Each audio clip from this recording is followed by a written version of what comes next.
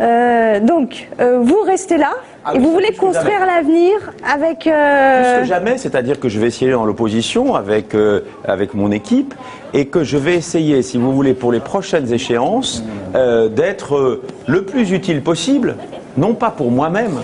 Je ne fais pas une habileté ce soir.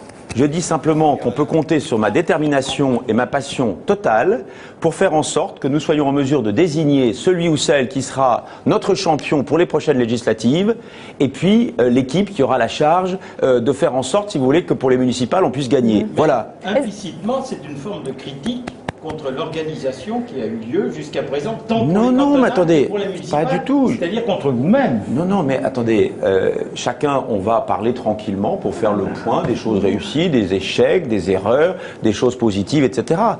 Ça, bien sûr, hein, ça ne me pose aucun problème. Et j'ai ma part de responsabilité. Je suis pas là pour reporter sur d'autres les choses. Je pense simplement que si je n'avais pas mené cette campagne avec beaucoup d'âpreté, souvenez-vous un certain nombre de pronostics. On disait que Jean Germain allait gagner au premier tour. Souvenez-vous des attaques que j'ai subies. Quand on a dit que j'étais nommé à Bruxelles, c'était de la désinformation. Permettez-moi de vous dire que parfois ça s'est trouvé sans guillemets. C'est-à-dire que ce n'était pas uniquement les propos tenus par telle ou telle personnalité, c'est devenu des stratégies. Enfin voilà, tout ça, si vous voulez, fait partie d'une réalité. C'était une victoire attendue et espérée par beaucoup. Est-ce que vous voyez des gens justement pour qui vous allez donc aider? Est-ce que mais vous allez le vote, tout reconstruire? Vous savez que le vote, à l'intérieur d'une grande famille politique, c'est quelque chose d'important.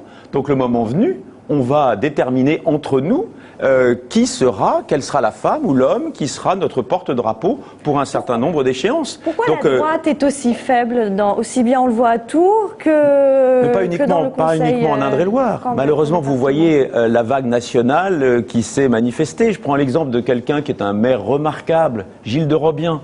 Pensez que Gilles de Robien, il est battu dans sa propre ville. C'est un type qui a fait des choses extraordinaires, il a le cœur sur la main, etc. Donc voilà, les électeurs, à un moment ou à un autre, ils avaient beaucoup de choses dans le crâne. Quand on regarde les chiffres, là, bureau par bureau, je vais regarder ça évidemment très très vite, il y a des bureaux où, si vous voulez, au fond, les gens ne se sont pas mobilisés pour le deuxième tour et où il y a moins de suffrages exprimés qu'au premier tour. Et ça a été évidemment à ce moment-là très favorable à Jean Germain.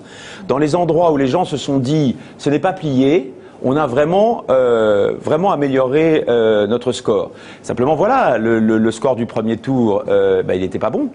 Deuxièmement, vous avez un certain nombre de gens, il faut dire les choses, qui voulaient ma peau. Voilà, qui ont appelé à ne pas voter pour moi. Donc, de toute façon, eux, ils ont fait... Mais attendez, vous avez entendu les déclarations, par exemple, de Guillaume Pelletier. Il a clairement, au fond, depuis le début, son objectif, c'était quoi? C'était qu'il y ait place nette et pour qu'il puisse être une sorte de relève un jour face à Jean Germain. Eh bien, on ne le laissera pas faire. Et on a dans nos rangs des hommes et des femmes qui ont beaucoup de talent, et moi je vais tout faire pour les épauler et pour faire en sorte qu'ils puissent réussir. On ne se laissera pas arbitrer de l'extérieur. Voilà, c'est quelque chose de très clair, et c'est aussi une sorte de serment qu'entre nous, on a passé. C'est-à-dire entre vous, c'est entre vos colistiers ou alors entre la famille politique de l'UMP, si vous voulez, qui sont aujourd'hui meurtris par globalement, au plan national comme au plan local, par la victoire de la gauche. Que le Conseil général bascule à gauche, c'est quand même absolument catastrophique. Catastrophique. Heureusement qu'il y a Serge qui va être notre porte-drapeau de ce point de vue-là, et c'est évidemment quelque chose qui nous a tous ce soir mis un baume au cœur absolument considérable, et ça c'est bien. Quand vous dites catastrophique, M. Zennedieu, vous y allez fort, parce qu'au fond, et on le voyait tout à l'heure, il y a une évolution sociologique qui fait que la Touraine change ses représentants, si vous voulez. Il y a une nouvelle image qui sera donnée par une présidente, bon, pas catastrophique, disons que la droite a perdu, mais... La Touraine s'appauvrit. Ah, ça, voilà. Je ne sais pas si la Touraine s'appauvrit. Eh ben oui, la Touraine s'appauvrit. Le revenu moyen de la ville de Tours, c'est 985 €, inférieur à la moyenne départementale, 36% de logement social. Ok, voilà. Mais un certain nombre, vous le savez très bien, qu'un certain nombre de directions importantes de certaines entreprises foutent le camp. Ailleurs, dans d'autres villes de notre région, de notre région au sens global du terme, au Mans, à Angers, à Orléans.